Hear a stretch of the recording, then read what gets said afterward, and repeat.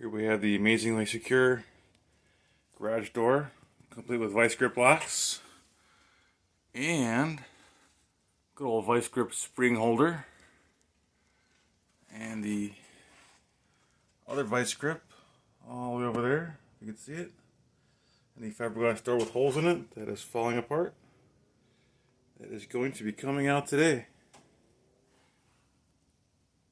These high quality locks right here. Isn't that fancy?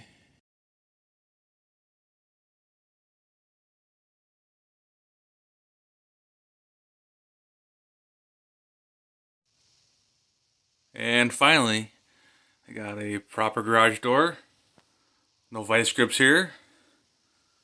No vice grips over here. And no vice grips down there. And the best part, garage door opener.